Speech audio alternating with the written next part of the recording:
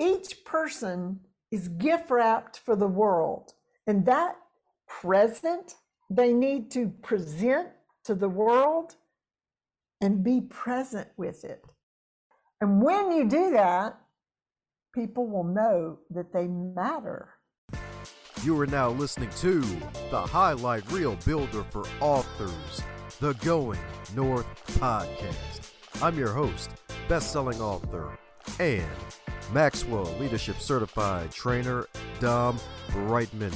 And you're going to be getting some tips and techniques to advance yourself coming up next.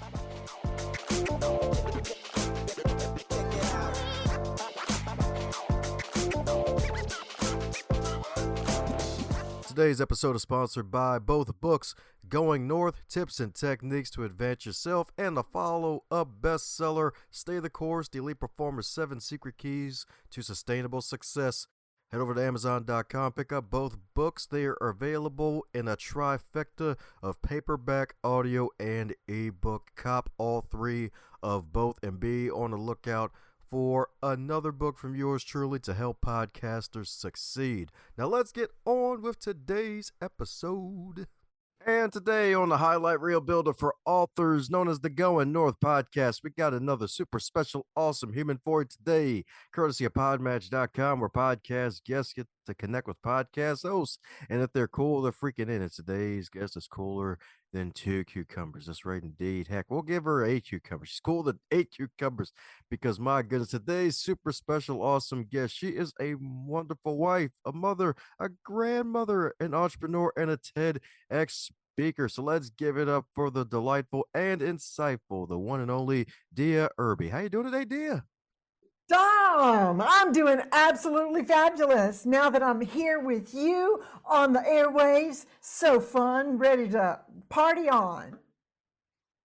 Oh, yeah, that's right, indeed.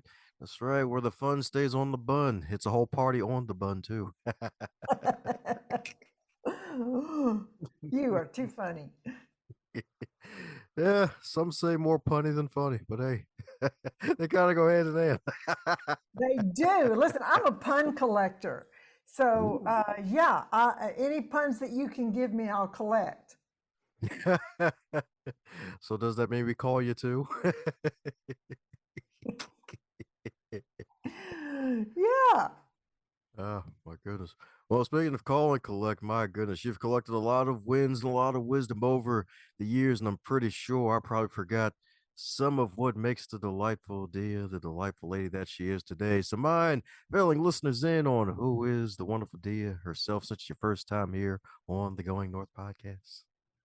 All right. Well, I'll tell you a little bit. Well, I am a wife of almost 50 years, a mother of 8 grown children they've added 6 children in love for me and given us a collection of 19 grandchildren. What?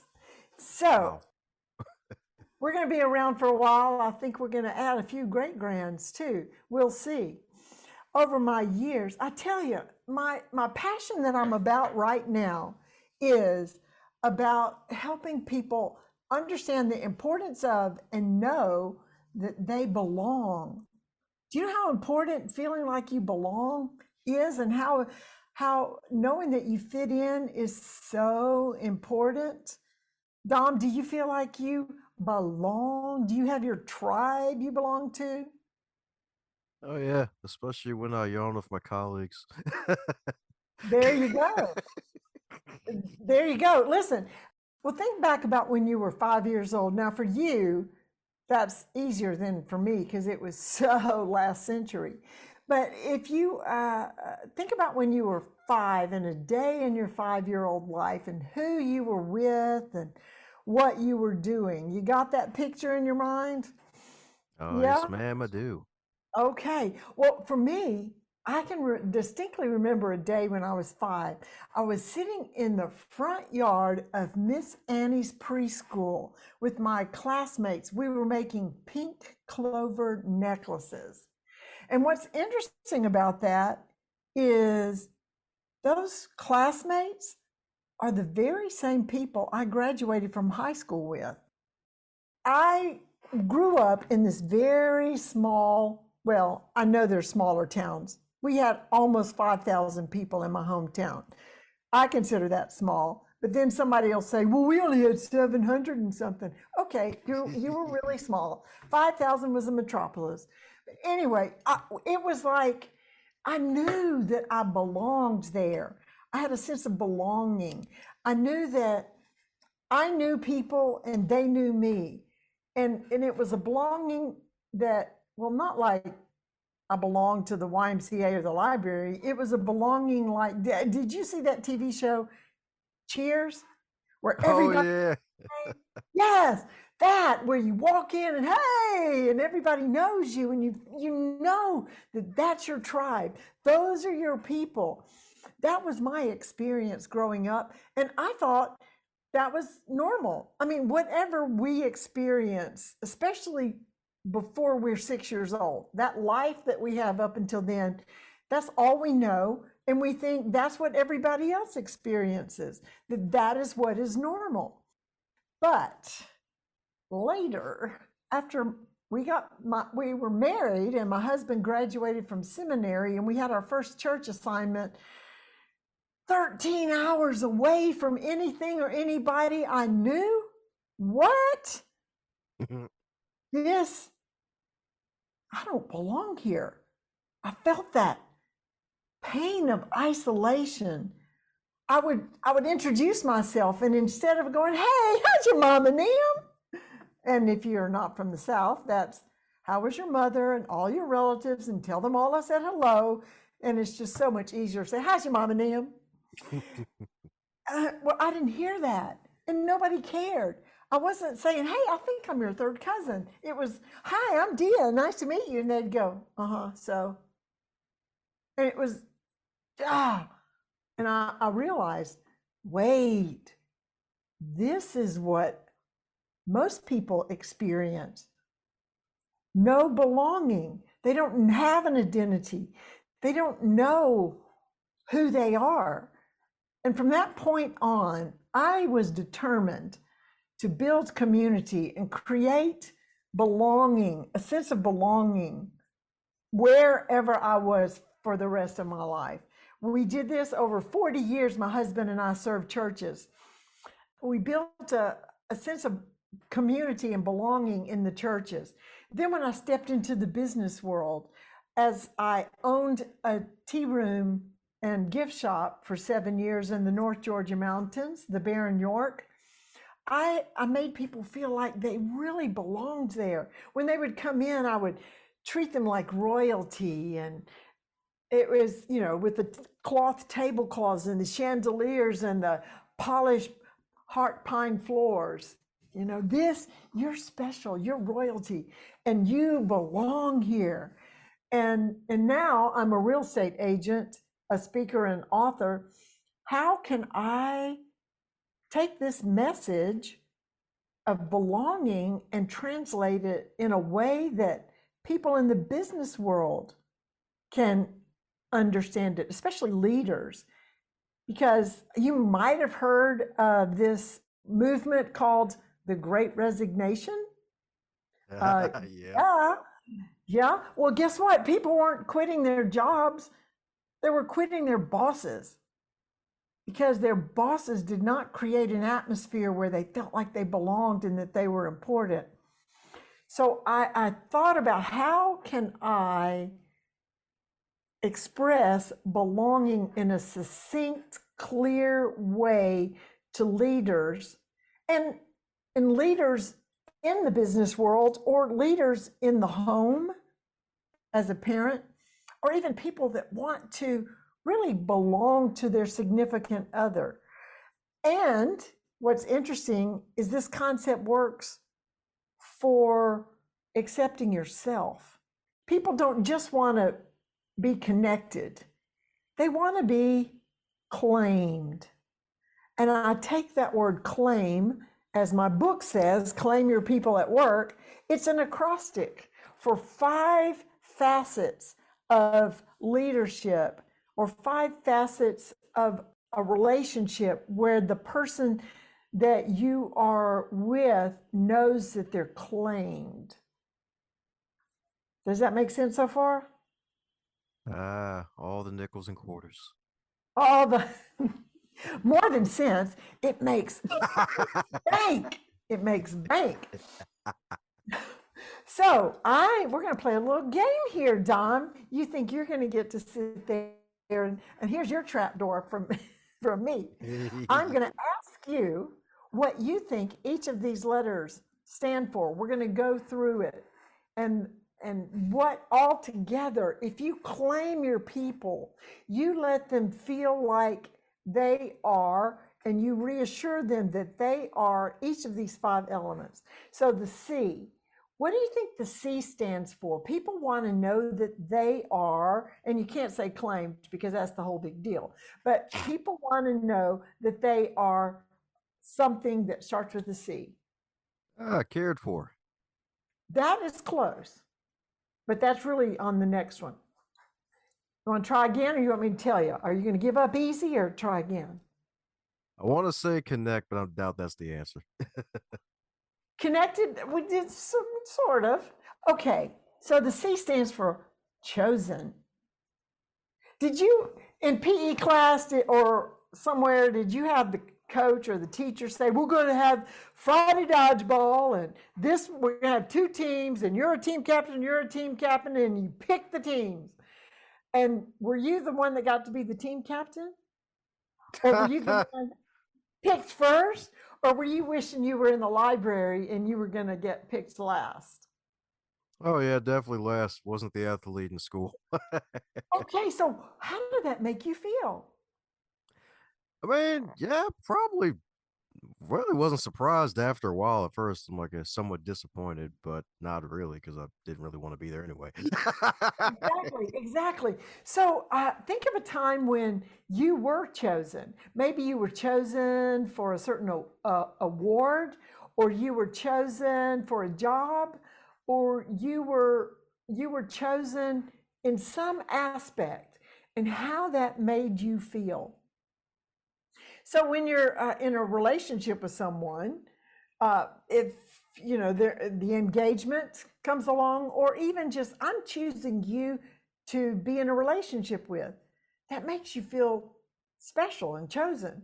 If you're a boss and you're hiring people, all these people have put in applications and you choose the person that you want to hire, that makes that person feel selected, included, and chosen and brought into the fold. So people want to know that they're chosen. When we had our children, as we were having our children, same husband, same body, I just want to say that, 8 kids, whoop, whoop. And my husband would say, if God lined up all the children in all the world and said I could pick any one of them, I would have picked you. And just saying that to them over and over, like, we choose to include you. Even, it wasn't really a choice. Well, I guess it could have been, but to know that you're chosen, you're selected, you're included, that makes you feel like you belong. So that's the C. What do you think the L stands for? People want to know that they are. I got 2 thoughts of mine. Okay, let's go with loved. Yes, it is loved. People want to know that they're loved. And in a work situation, this is not the eros, the romantic, the passionate, the erotic stuff. This is safe and secure environment that you are accepted in spite of, not because of. You're loved, especially with parents with children. You can say, I love you in spite of the fact that you didn't clean your room, but go clean your room. Not, I love you so much. Look what a good job you did cleaning your room. What does that say? That if they didn't clean their room, you're not going to love them? So parents, be careful with your words. When you're in a relationship with someone, you love them for who they are. And then the the benefits of that are bonuses. It's you love them in spite of. I mean, what's love got to do with it? That could be a good song title. Oh wait, I think it is. No, there are over 2,000 titles of songs that have the word love in it, and almost 1 million songs that have a theme of love. So love's pretty important to all of us, don't you think? Oh, definitely. So if you're communicating to someone that they're loved, that is claiming them. That's helping them feel like they belong, that they are part of you and part of the organization, part of the family, part of the club, whatever. They belong. And the whole goal is helping people know that they belong. Are you familiar with Maslow's hierarchy of needs? Oh yeah, that wonderful Illuminati pyramid. Yeah. Yes, yes. Well, at the very bottom is food, clothing, and shelter, just your basic. You can't move forward if you don't have those needs met. The second one is safety. If you're scared and hiding, you're not going to progress anywhere. And the very next level is people have to feel like they belong. So if you're a leader in the workplace, if people don't feel like they belong, you're never going to get them motivated to move forward and get anything accomplished. In a relationship, if people don't feel like they're claimed and belong in the relationship, it's never going to progress to the next level of success. So people want to know that they belong. And people, well, why do you think street gangs draw a crowd? They're just looking for somewhere to belong, someone to claim them, someone to say, you can take our identity, you can wear this color headband or scarf or whatever. They still do that. I don't know. I'm not really up on street gangs, sorry. So the C is people want to know they're chosen. The L's people want to know they're loved. What do you think the A stands for? Accepted. That's close. That's close, but that's more like chosen. Yeah, true. It's really hard to read somebody else's mind, isn't it?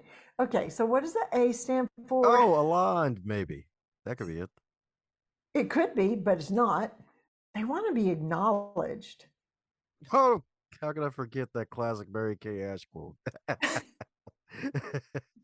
They want to know that they're acknowledged. And this is so much broader than just saying, hey, good job. Yes, if you're a leader in the workplace or even a parent with your children, acknowledging accomplishments of people.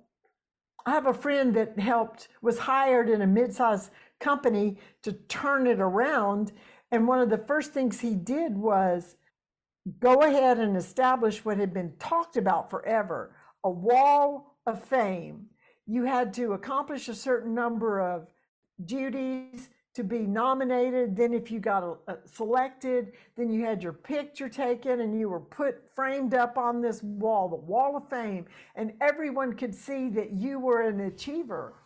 It had been talked about forever, but my friend said, this has to happen. And he made it happen. And it was just part of helping people know that if they worked hard, they would be acknowledged for that hard work. But there are other simpler, economical, you can do this all day, every day acknowledgments. There are two social acknowledgments I like to mention, Dom. One of them is when you're talking with someone, when you're out shopping and someone has a name tag, use their name. Just say, hey, Dom, thanks for inviting me onto the show. Hey, Rachel, thanks for checking me out. Hey, Michael, how's your day been? It's saying, I acknowledge you as an individual with your own identity that's right here in front of me. And you may be the only person in that person's life, that actually acknowledges them as a person. Who knows what their life is like? The second thing you can do that costs nothing except for memory energy is when you are having a conversation with someone, look them in the eye. Because the eye is the window to the soul. And you can really see a person when you're looking them in the eye, and they can feel seen. People want to be acknowledged in the way that they're seen and heard and empowered. When you're on a Zoom call, which we're all consumed with meetings, you can, you caught that. I tried to make it timing so you could hear it. Look in the camera so you can come through the lens to the person you're talking to. Acknowledging a person that's right there in front of you. Now, we have a whole lot of talk about diversity, inclusion. Diversity, acknowledging a person's diversity goes way, way beyond the skin color. You've got diversity of communication, learning skills. You've got diversity of talents, intellectual levels. You have all those personality types, experiences, cultures, all of those different diversities. If you're in a relationship with someone and or if you're leading people, to acknowledge all of those diversities, that is part of acknowledging people. When you acknowledge a person's culture experiences, whatever their communication culture is, or their dining culture, or maybe some just recognizing and acknowledging the differences of other people. Does that make sense? Oh yeah, it makes bank still. Oh, it makes more bank. Okay. So that's the A. So people want to know that they're chosen. They want to know they're loved. They want to know they're acknowledged. And the I. Next comes the I, if you know how to spell claim. I. What do you think the I stands for? I'll go something boring, informed. That is boring. But we could make that sort of work with the I that I have in my mind. So we'll say thanks, good try. People want to know they're invested in. And part of the investing is, as a leader or a boss, you want to invest in your people with giving them education and learning opportunities and training. That's where the informed would be. But do you know how children spell love? T-I-M-E. When you invest time in a person, they feel loved. Now, I talk about these 5 facets, C-L-A-I-M. I call them facets because what else do you think of if you say facets? What do you think of as facets? What has facets? Silly me would say, "Oh, faucets. Oh yeah, like in the sink." Yes, it depends on which syllable you put the emphasis on. So whether you're a Marican or a Fariner. So so no, diamonds have facets. Can you take one of the facets off?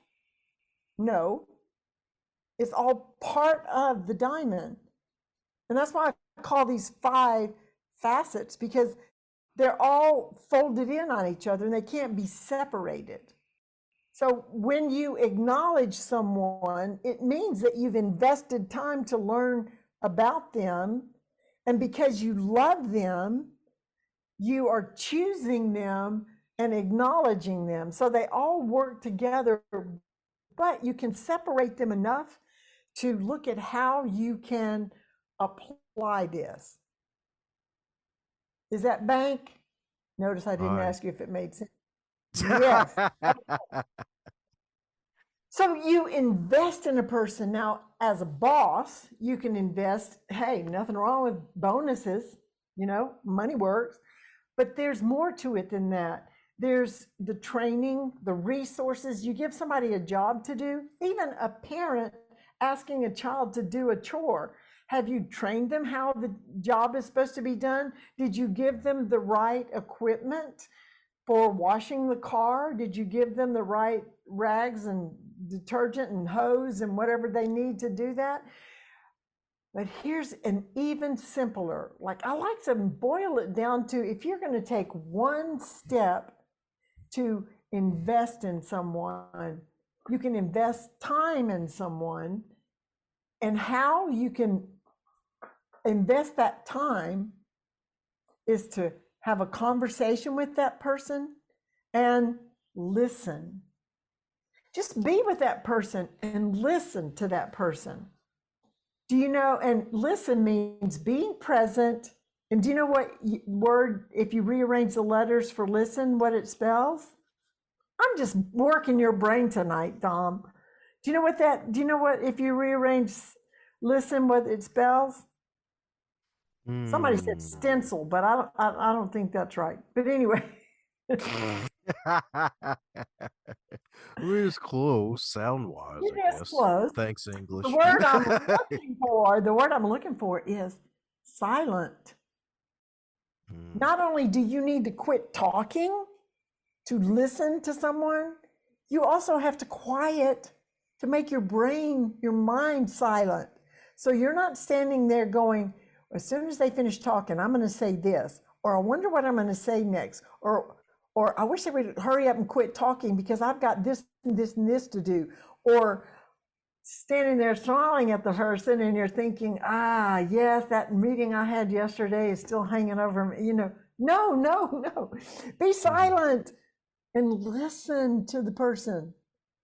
Listen to the person talking, right? So that is a simple way to invest. So a simple way you can choose someone is to just say, I'm really glad you're in my friend realm, because I like to have you around because this is what you contribute. Or I love spending time with you. Acknowledge a person for who they are and how they enrich your life. In investing in a person, spending time. I invite you and your listeners to invest in, just pick one person and write them a handwritten, put it in the mail note. Do you know how exciting it is to get a handwritten note instead of a bill in the mailbox? Oh, yeah. I mean, nobody sends those anymore. Do you know, Campbell's Soup Company almost went over in, I think it was 1990. And Doug Conant took over. And he worked hard to change the culture. And one of his action steps was to write a handwritten note. And sometimes it was mailed, sometimes it was just on a memo note and put on a desk to every person in the company. I really appreciate the care you take to mop the floors, to thank you for being the good CFO that you are. It didn't matter whether it was C-suite or sweep floor. Almost, see what I did there? And so, do you know how many notes he wrote over the 10 years he spent turning Campbell's Soup around? Maybe 5,000. 30,000. Oh, wow. 30,000 notes. He invested. Do you think those people felt invested in? Yes. Oh, darn right they did. They did. And he did walkabouts where he would just stop and listen. and hear what they had to say about how the job was going. Maybe listen. If you're leading people, stop and listen. They're doing so much of the work often, and they do have hands-on, firsthand knowledge of how to make improvements. And it's worth listening. Be a listener.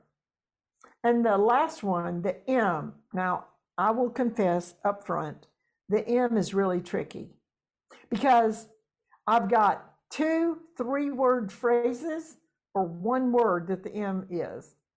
So you could either be all wrong or maybe hit one of them. Do you want to give a guess about what people want to know that they are, that it's M? Let's see. Let's go another boring one. Let's go motivated. People want to know they're motivated. Well, this would motivate them if they knew that they were made for greatness. People want to know that they're made for greatness. And when I say made for greatness, that's not you're going to win the Nobel Peace Prize or invent a cure for cancer. Although, yay, if you did, that would be awesome. We would celebrate you. But the way I define being made for greatness is that I believe every single person is put on this earth with a specific combination of their gifts and abilities and passions and experiences and personality type and knowledge and all the parts that make a person uniquely who they are. I believe that each person should live out their greatness, and their greatness is being who they were created to be. You're gift wrapped. Dom, you are gift wrapped for the world. And part of your giving your gift to the world is hosting a podcast and bringing to the world various people that have something to say. That is a gift. Not everybody can do that. And you've had what, 300, how many episodes? Lots and hundreds. So it takes a certain person to be able to be persistent and consistent and organized and have a system and get her done.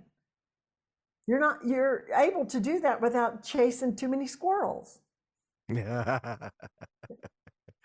Somebody's right. taking care of your squirrels. So if a person knows that they are made for greatness, if you communicate to the person you're leading or the person you're in a relationship with, or even each one of our children, our 8 children, we made sure that they knew that we were in support of whatever dreams they had. That's why one of my little books is Supporting Visionary Dreamers. And our kids have lived on 6 continents, been best-selling author in other countries, and started a nonprofit organization that's international, and all these lead roles in Atlanta Live Theater. They're doing whatever because we supported them and assured them that they had their own passions and desires, and we wanted to support them in accomplishing being themselves and exercising their gifts and abilities. The other M is if you are made for greatness and living in your greatness, you will make a difference in the world. Because I see the world as one great big jigsaw puzzle, and each person, even if it's 1,000-piece puzzle, what's one little puzzle piece? It's 1/1,000th of the puzzle. It has sometimes almost exactly the same color as some of the other pieces near where it would go. Sometimes it's almost the exact same shape. But unless that 1/1,000th of the puzzle is put where it's supposed to go, the picture's not complete. So each person is gift wrapped for the world. And that present they need to present to the world and be present with it. Ooh. So, and when you do that, people will know that they matter. There's another M. That's my one word for M. And matter. So that's my message. And I like to say, as Judy Garland said, why be a second-rate version of someone else when you can be a first-rate version of yourself? So be all that your greatness is. How can you take what's an action step simply to apply in letting people know that they matter? Is tell them. If you're leading a team of people, stop and think, what would be missing? That's another M word. What would be missing if that person wasn't part of the team? What would be missing in my life if this person wasn't a good friend of mine? What would be missing in my life if this person didn't contribute what they contribute? And then tell them. Yes, sometimes you might get frustrated with somebody on a team that's all nitpicky and gotta do it. Well, guess what? You should be glad that they have that personality type to keep you out of trouble so you don't skip a step. Or then there's the person that's always thinking of these grandiose ideas. Yay, maybe they'll help you think outside the box to solve a problem in a way that no one else had thought of. Everybody brings their specialty to the table, and it's that multi-ingredient soup that's so delicious. Yeah, I wrote a cookbook, so I'm into food. So tell people in your life why they matter to you. And that's part of helping them know that they belong. They belong to your world. They belong to your organization. And all of this put together, you can claim yourself. Choose yourself and say, you know what? I am me. I'm going to choose me. My mantra for 2023, be me in 23. I'm going to quit trying to, well, I don't often, but sometimes I might try to do or be because somebody else thinks that's what I'm supposed to be or do. But wait, no. If I want to act crazy or be silly, I'll do it. As long as it's moral, ethical, and legal, okay? I'm going to do anything I want to as long as it's moral, ethical, and legal. So, choose yourself. But here's the thing, loving yourself sometimes means kicking yourself in the butt to get something done. Acknowledge, you know what? I need 8 hours of sleep. I'm going to sleep 8 hours. Invest in yourself. Educate yourself. Do you need more training? Invest in yourself. Hey, I like to get a manicure or get a massage every once in a while. Invest in yourself and know that you matter. Tell yourself, you know what? I'm made for greatness.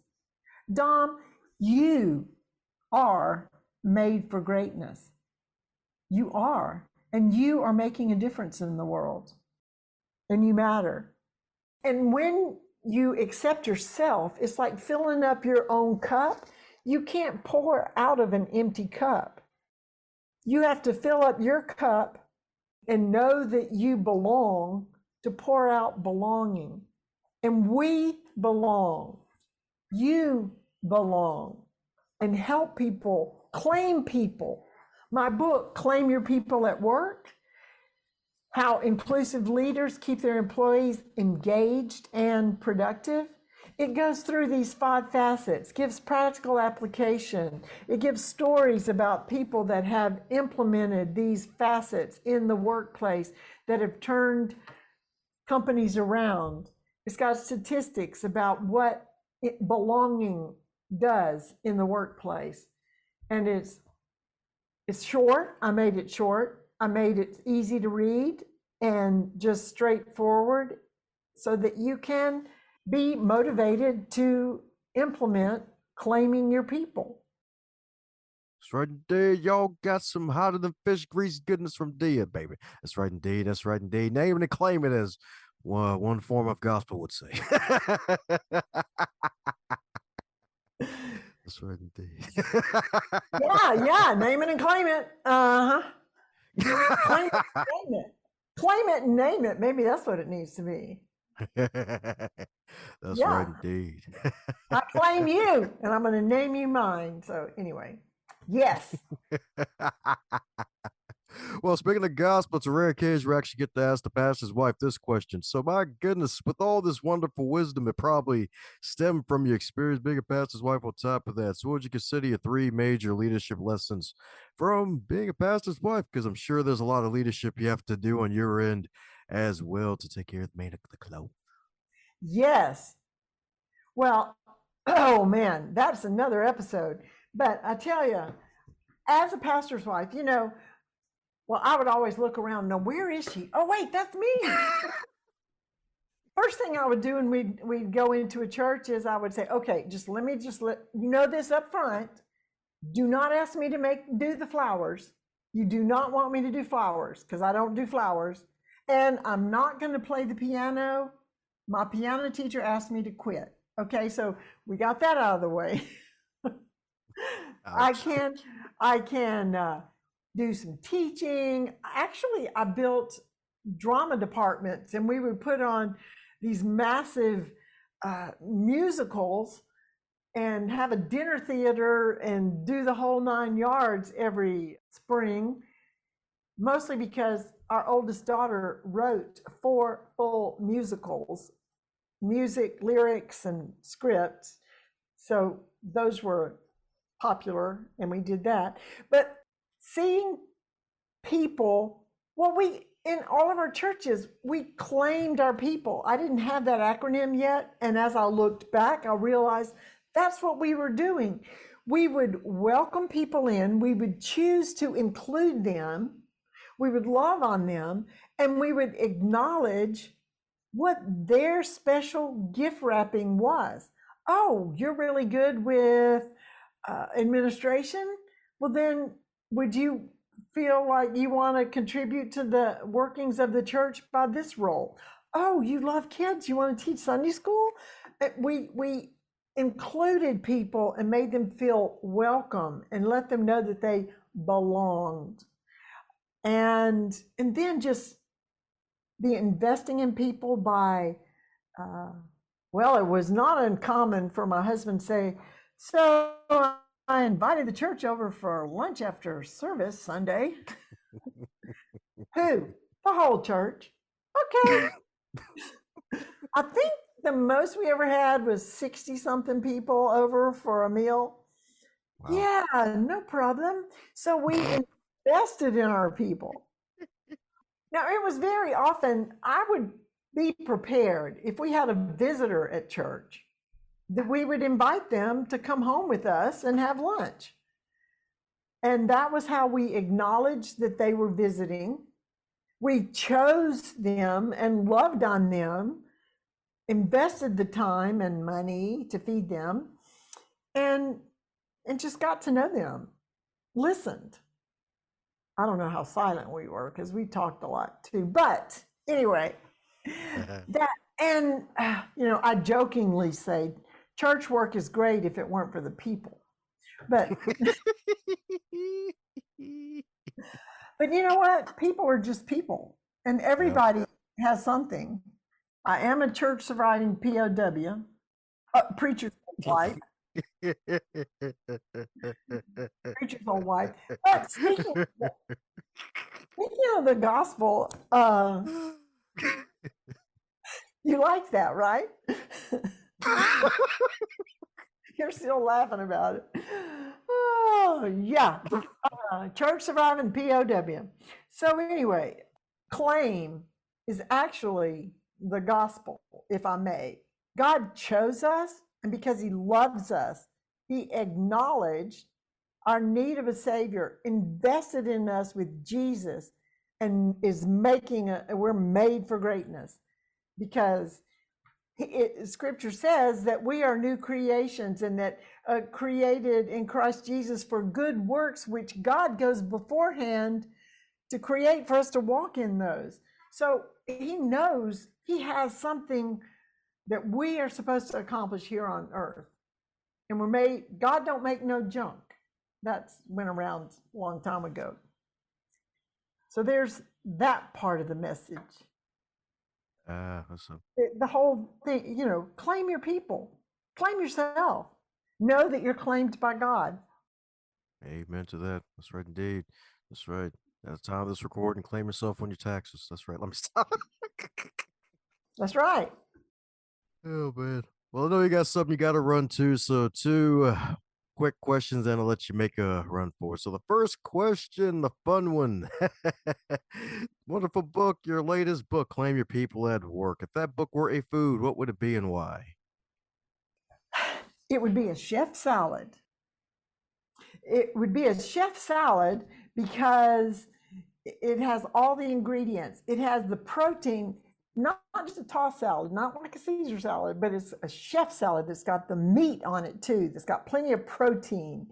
Then it's got the fiber, and it's got the greens, which is life. And then it's also delicious. I would say it's a chef salad. Woohoo! From the chef herself. That's right, indeed. That's right, indeed. That's right, Queen Chef, indeed. That's right, indeed. Can feed 60 people in 60 seconds, probably. That's what probably felt like, probably. You didn't ask what we ate, though. We had train wreck. What? Because the food looks like a train wreck on your plate when you finish.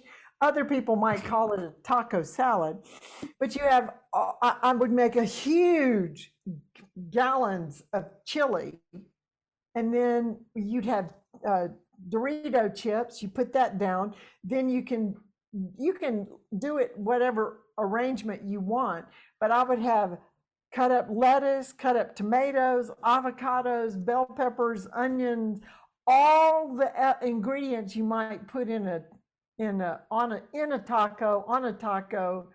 We'd have picante sauce and ranch salad dressing and sour cream and shredded cheese. And what was cool is you could go down the line, and if you had a food that you couldn't eat or didn't like, then you didn't put that on your plate. But by the time you finished, and then there were always the vegetarians, so they didn't have to have the chili, right? So then it looked like by the time you got it all piled on your plate, it did look like a train wreck on it. That's why we called it train wreck. So that's sidebar. I guess a sidecar too, huh? Yes. Oh man, but I know it's not a train wreck. It's this freaking interview because we probably only scraped the surface, and you're welcome back anytime. So we're coming down to the magical question that every guest gets to receive, and that is, if you're to wake up tomorrow and you're 25 again, but you're still in the current year, what advice would you give to yourself? I would tell myself, well, first of all, you're gonna make it. But second of all, you are made for greatness. Live out your life being all that you were meant to be. Now, when I was 25, I was married and had 2 kids already. What? And I would tell myself, you had just begun, because it took us 3 decades to have all 8 of our children. But I would tell my 25-year-old self that just enjoy life and be all that you were meant to be every day, because being alive is a privilege denied many. Oh, that's right indeed. That's right indeed. That's right. Y'all been getting a tennis bracelet of wisdom today, y'all. That's right indeed. That's right indeed. That delightful day is giving y'all some great ideas to take home. So many pen moments. Call them dependable. Hashtag dependable Dea. That's right indeed. That's right indeed. All the D's. That's right indeed. And she probably only shared 0.5% of what she actually knows. So for those who need to dig a little deeper and how you bring you on for events, podcasts, heck, even buy your whole freaking library of all of your marvelous published books, what's the best way for folks to do so? Go to my website, and I made it as simple as possible. My name.com, deairby.com. Go to my website, you'll find free downloadables. You can schedule a chat with me, you can email me, you can watch some videos I have on there. And just go to deairby.com, deairby.com. I would love to hear from you. Woohoo! Well, there you have it, folks. DeaIrby.com. It's right in there. You're going to put a link to her wonderful site in the show notes. That way you can check out all of her wonderful wares like a library, books like a snags and copies of her marvelous books, and check out her TEDx talk as well. Indeed. So get more of the wonderful goodies. So if you like Read Today, you'll love it again when you get to hear her speak again. Indeed. So check it out, my friends. It's good stuff. It's good with like 10 O's. It's good. So, any parting words before we close up shop, Dea? Oh, Dom is too much fun. Yes. So just go in your greatness. Know that you matter.